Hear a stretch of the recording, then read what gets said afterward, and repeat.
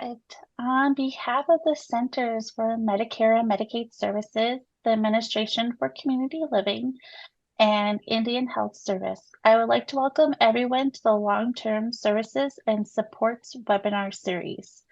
My name is Nicole Pino, and I work for Kaufman and Associates, and I will be your moderator today.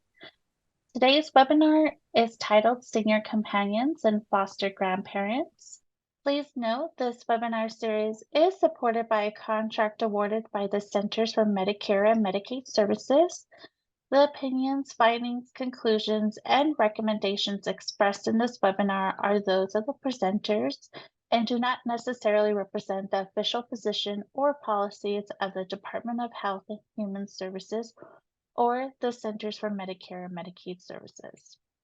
Today's webinar objectives are to explain how a senior companion program benefits homebound elders and the volunteers who assist them, discuss how a foster grandparent program enhances the emotional and social well-being of volunteers and the children they serve.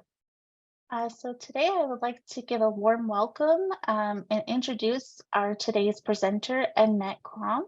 She's our Senior Volunteer Coordinator and she's from Pueblo of Zuni. I will pass it over to Annette. Take it over. All right, thank you. Good morning, everyone. I hope everyone had a pleasant morning, and I'm ready to talk about our Senior Volunteer Program. Okay, Pueblo of Zuni Senior Volunteer Program has been in existence for over 25 years, both the Senior Companion Program and the Foster Grandparent Program. We receive our funding through Corporation for National and Community Services and the New Mexico Aging and Long-Term Services Division, along with our Pueblo of Zuni General Fund. Our mission is the goal for the Senior Companion and Foster Grandparent programs are to improve lives, strengthen communities, and foster civic engagement through service and volunteering. As you see on this slide, we have our senior companions who volunteers who are from the ages of 55 and over, who make a difference in providing assistance and friendship to adults who have difficulty with daily living tasks such as cleaning and other household chores, where senior companions help these adults remain independent in their homes rather than having them move to a more costly institutional care such as a nursing home. The Senior Companion Program gives family caregivers much needed time off from their duties to run errands and often provide friendship for their clients. Additionally, the individual who spends time with the senior companion is often happier when socializing with an elder while being able to assist with minor household chores and contributing to their community here on the Zuni Indian Reservation. Whereas the foster grandparent, once again, an individual must be 55 and older to stay active in serving children and youth in the Zuni community.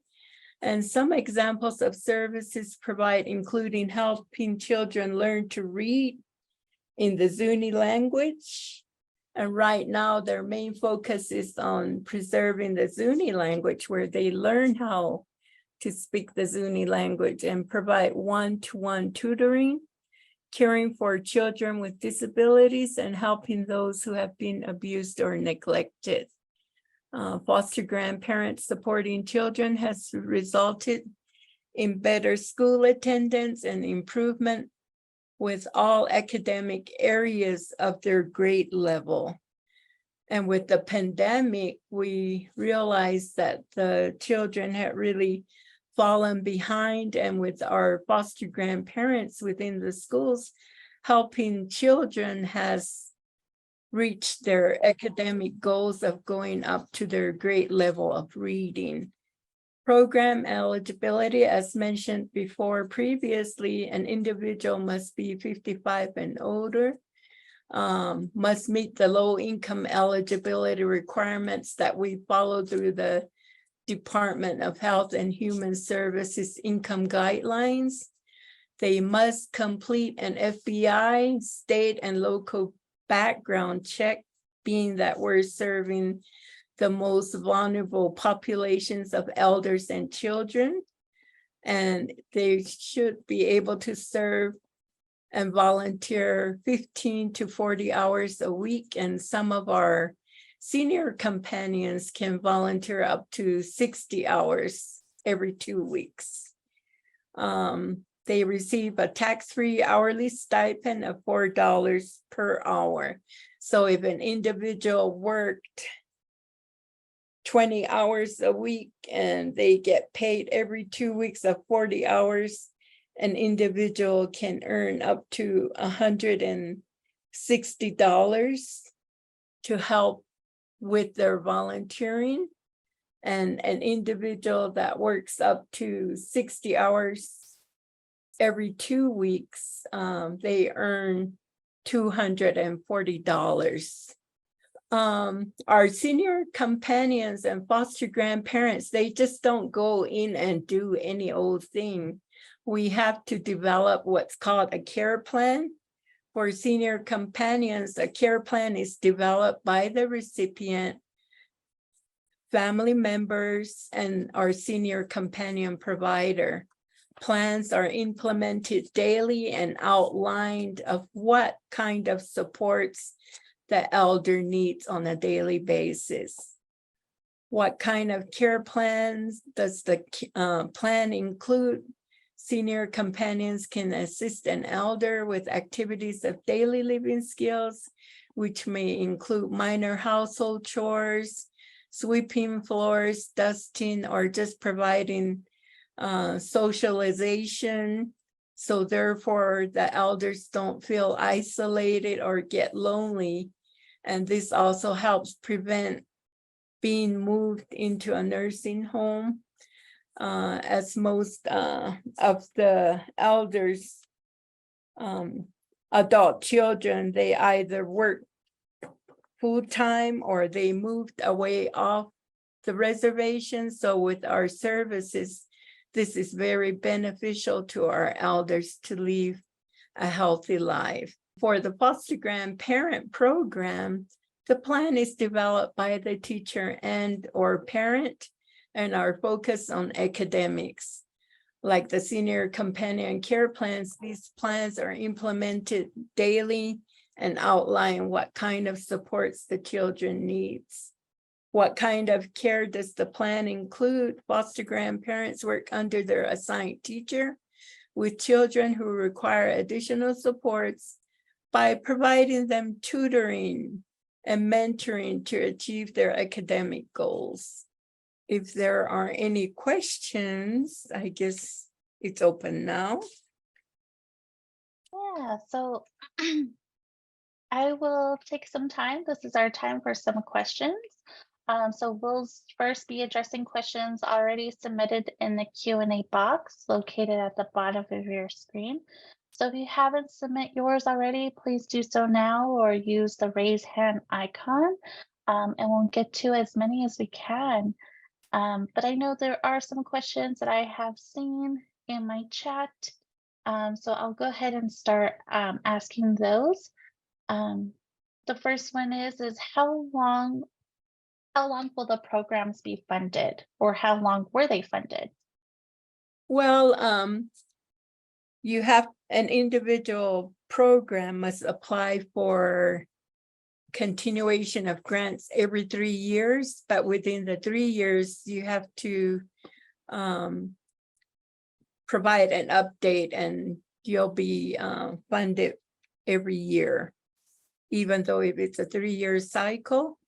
Like for our program right now, we're anticipating to get funded for our 2nd year funding. Okay. And are there any volunteers who participated in both the Senior Companion Program or and the foster care program?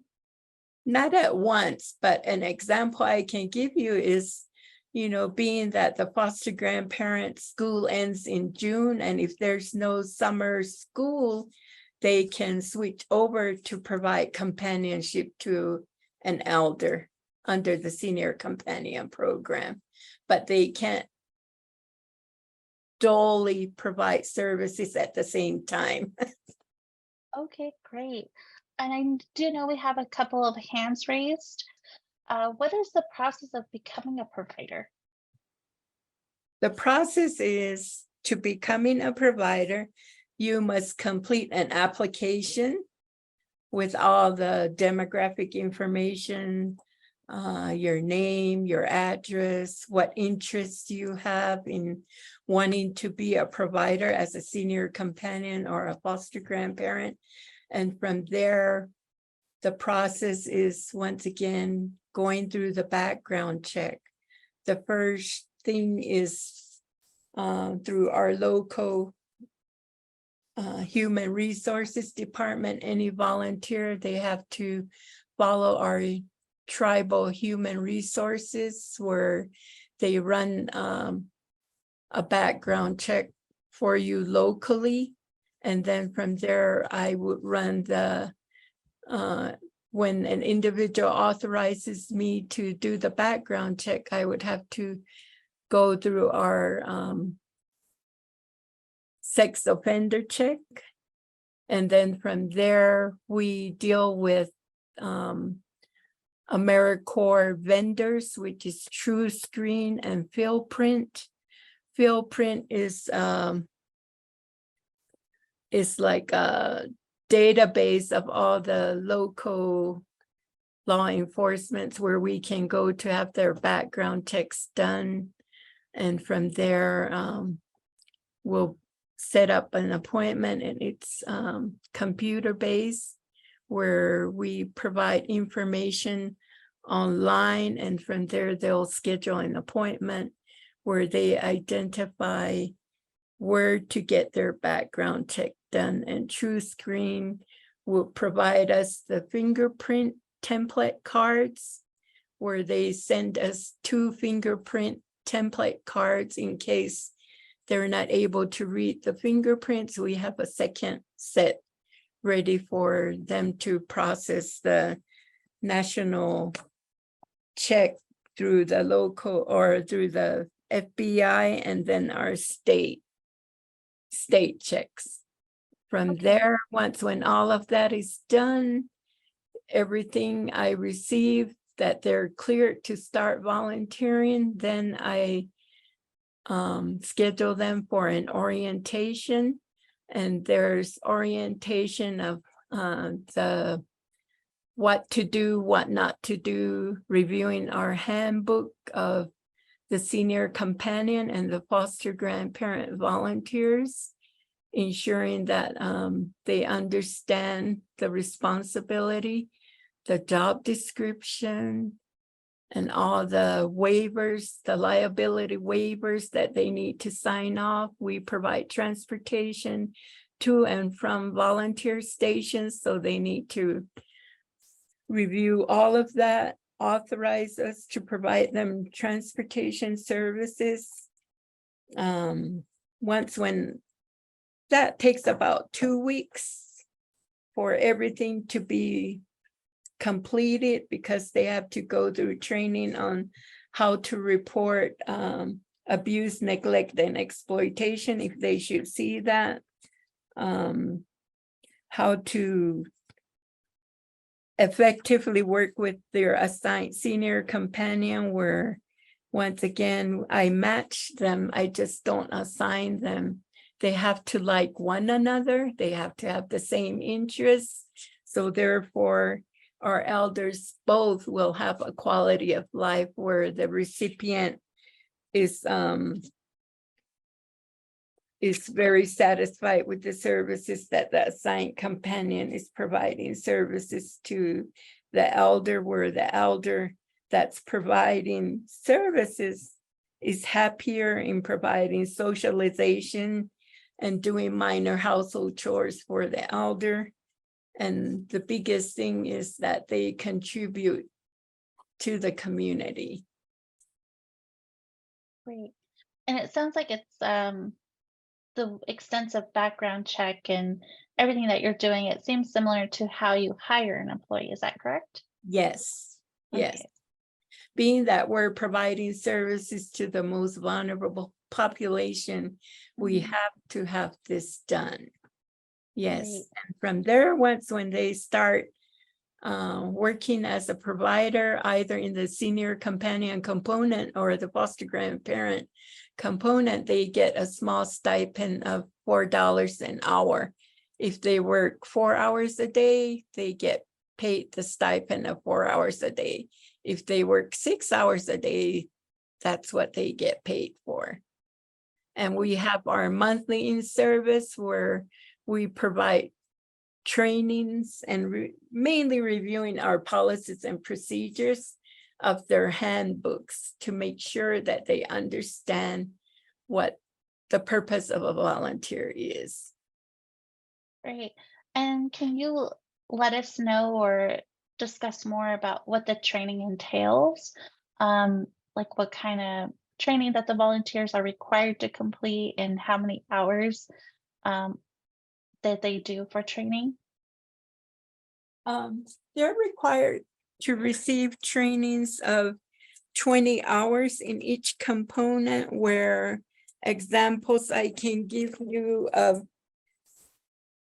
trainings for both senior companion and the foster grandparent is staying safe and helping others, especially during COVID, and how to provide a safe volunteer space using personal protective equipment, how to put on a face mask, ensuring that they use the sanitizing wipes of frequently touched surfaces, strategies to optimize the supply of PPE and equipment, guidance on preparing and preventing COVID. Mainly, it's focused on ensuring safe environment. And also there's a training on letter of agreement in-home assignments, volunteer assignment plans, volunteer position, the job description, general information of what they need to know, how to cope with stress, helping seniors manage loneliness and anxiety, taking care of their own behavioral health, mental health, and coping. That's where I reach out to our local resources and other program providers that specialize in that to come in and provide training to our volunteers. And also training with technology, especially during COVID. They have to know how to use the tablets. They review their job description, transportation schedule, the payroll schedule, how to fill out their timesheet, review of teacher class assignment. They also receive a stipend of 80 hours for the year, where they can use a stipend leave instead of sick leave or annual leave or personal time off. They can use however they choose to use it. Like most all of us have lives, so if they have medical appointments, they can take time off and still get paid to go to their medical appointment. There's also a statement of confidentiality. We have to go over the code of conduct, what's acceptable, what's not. In case of emergency, who they need to contact. If a foster grandparent is assigned at the school site, then they have to go through orientation with their teacher going over the rules and expectations of teachers, volunteers, the classroom schedule, orientation of the school library, orientation where the nurse's office is, when they need to assist a child to go to the nurse's office, the administrative offices, if they need orientation on class bathroom schedule, in case of emergency, who to contact 911, going over the child care plan development, and how to keep conversations interesting with children, likes and dislikes, active listening, what the child is saying and requesting for supports. You know, there's body language that they need to know of each child, even with our elders, and how to assist individuals that have ambulatory or limitations. They also go through CPR first aid trainings, food handlers trainings, because sometimes our senior companions will prepare breakfast for the elders, where in the school environment, they serve snacks to children and they need to follow all the safety procedures. So they need to go through food handlers training. They need to go through training on identifying characteristics of child showing signs of abuse or neglect and their duty to report, signs of illness of a child or an elder, safety in the classroom or in their home environment if they're providing senior companionship. And we also go through training on how to use proper usage of a fire extinguisher, where we have our fire department do the training. There's a lot of things. What are flu symptoms? They have to learn how to read to children, how to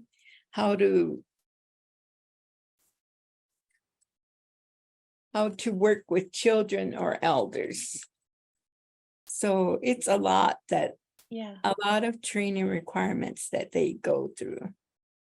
And then we also have in the senior companion component, I have to do a client survey where if the senior companion had provided assistance for their medical appointments, but we do require that family members accompany our elders to these appointments, because our senior companions are just companions where family members know more about their family members. So we recommend that they take their loved ones to their medical appointments.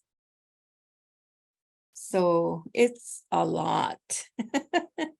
A lot of things that they go through, and ensuring that they go through their handbook. They understand that. They understand confidentiality, where it is their responsibility to keep any personal, family, medical, or financial information concerning the clients that they provide services to, that they don't disclose any information to anybody else.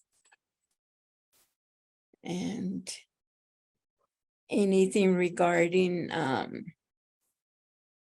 the foster grandparent, you know, they go on field trips. Before they go on field trips, they have to sign a waiver that with their participation with the field trip, that, you know, that they know what they're doing, what they'll be working with children on during the field trip, how they'll be assisting the children on the field trip. Yeah. And I will read the next question in the Q&A box, but I wanted to remind again everyone for today's webinar, it is being recorded and the audio and presentation slides will be made available online. But again, if you have any questions, please feel free to type it in the Q&A box located at the bottom of your screen. Or you can also do the raise hand icon and we'll get to as many questions as we can. We did have a question from Jennifer Annette, and her question is for the foster grandparent. Do they meet the children only at school or also at home and events? If the parent authorizes them, some of the children have in-home schools. So if they require that, they will. But at the present moment, all of our foster grandparents their volunteer station is within the school site.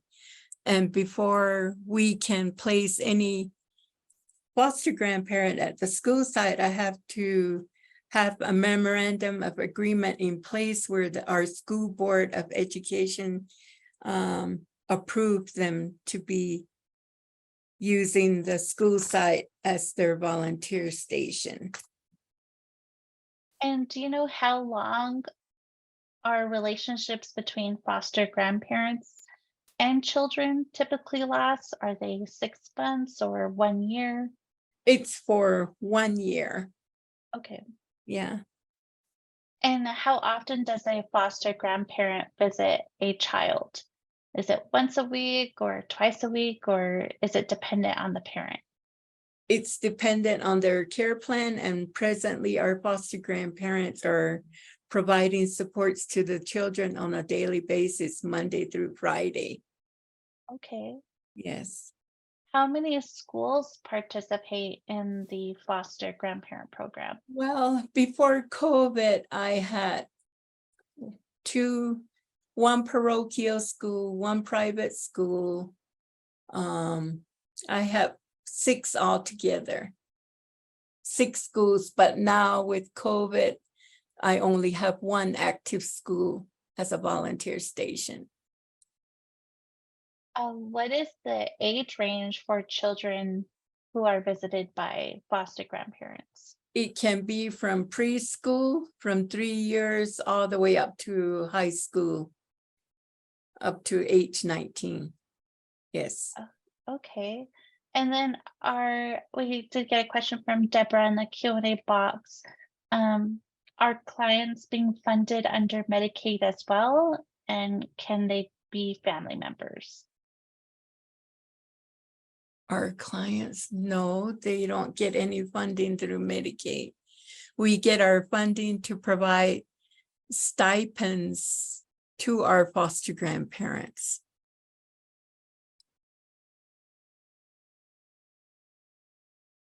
And for the senior companion, how often does a senior companion visit an elder? Is that also once a week or twice a week or dependent on the care plan?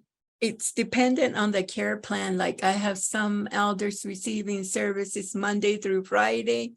Other elders receive services Monday, Wednesday, Friday, and they can have 2 companions assigned.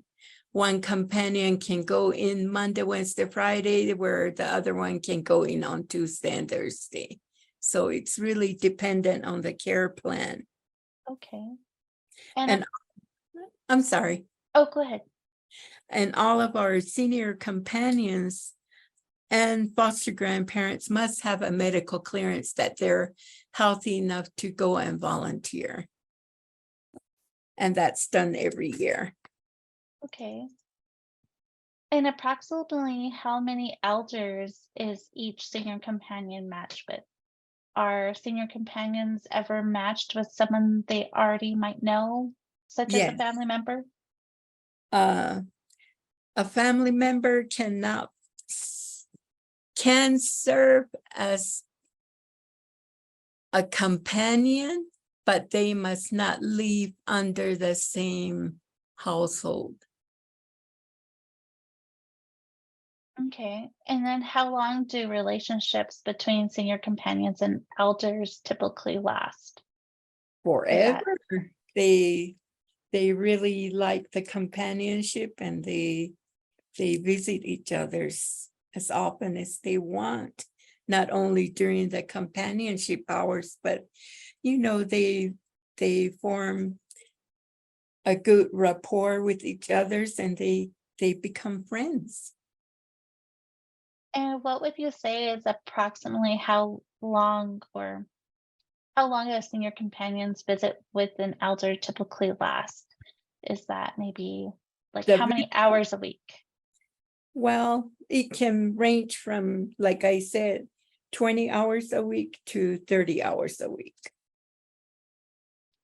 And that's approximately how many hours they're allowed to work in a week, correct? Yes, it depends if in their care plan it has personal care, like if they're assisting an elder with grooming, combing their hair, or if they're providing nutritional supports of doing light household grocery shopping or preparing their simple meals or meal planning.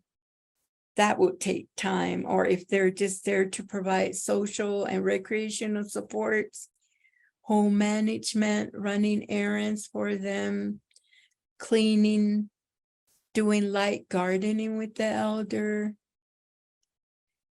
anything that pertains to those areas, it can take quite a bit of hours, 20 hours or 30 hours a week. And what is the age range for care recipients who are visited by a senior companion? It can, we do not discriminate, but our whole focus is serving elders, so they must be 65 and older, 55 and older. Deborah, Deborah does have a question. She's just a little confused. Does she have to send in a proposal to enter into this program? Yes, she would have to contact the AmeriCorps seniors for funding opportunity. Okay. And what would be your recommendations for possibly other tribes that want to start a senior companion or a foster grandparent program? To do a needs assessment on their reservation. If this is a really needed program, the first thing you would have to do is know your community well enough that you require senior companion for your elders, foster grandparents for your children. So you really need to get out there in the community, get to know the schools, see where the needs are, what needs. So you need to tailor your own needs assessment or reaching out to the senior centers, getting client information, client assessments, what are the barriers for our elders to receive quality of life in having them have a healthy future. Great. And Charlotte had a question. Do you support elder agencies?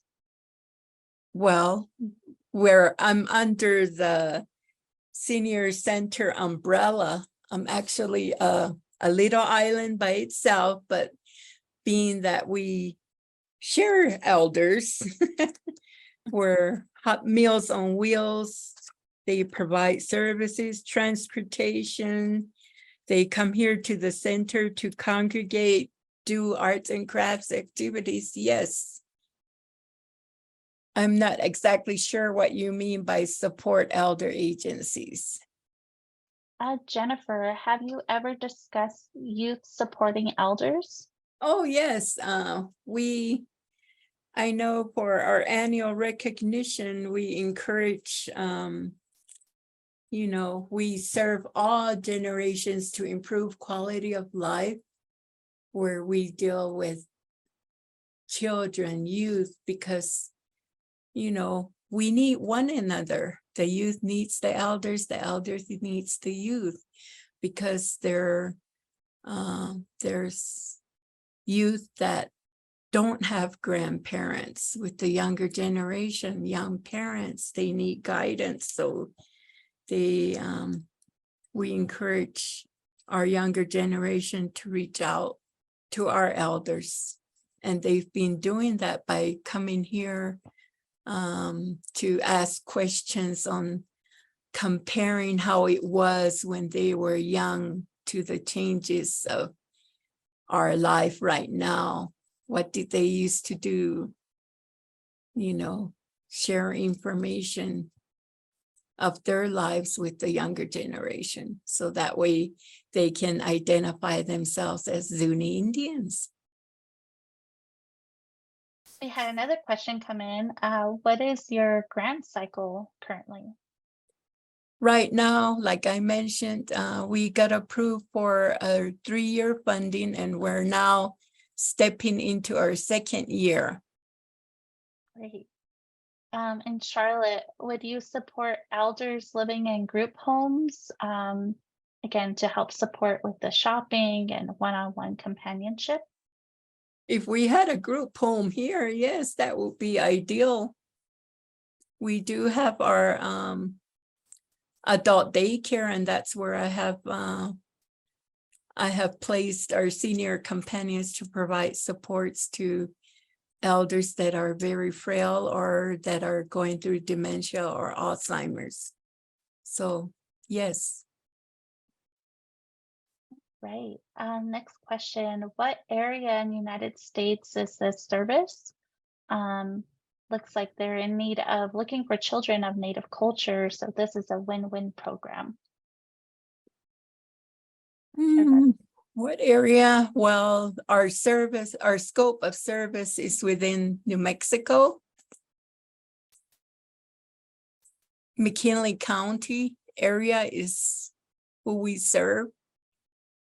And if there are no other questions, I guess I have one. And I was going to ask if there's any success stories that you wanted to highlight to help wrap up this session, or maybe talk about any students who were mentored and have grown up to be healthy adults.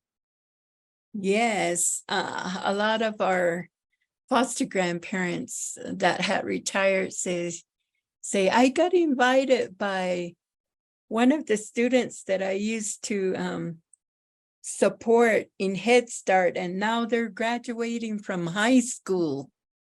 And that's really good to hear, because anywhere they see them in the community, they call out to them saying, Grandma, Grandma, remember me? I was your student. And one of our foster grandparents, Miss Nada too, she was all proud 2 weeks ago. She was supporting 6 students with their reading. And when they took their state tests, they all passed. So that's one great big accomplishment right there. And then, of course, our senior companions, all family members are happy, and they really look forward to their senior companions to come and work with them every day in their home. There's a lot of success. And we do have a video on YouTube through AmeriCorps Seniors, where there's video about our volunteers on how it feels to volunteer and what they get out of volunteering. Great. Yeah, I know your program has been going on for more than 25 years. I'm sure you Yes. have a lot of success stories. Yes. Perfect. Yeah, so a couple more came in. Cynthia, is there a website A website for what? for your senior companion and foster care program? Yes, it's at oshui.org. All right. So again, I would like to thank Annette for joining us today.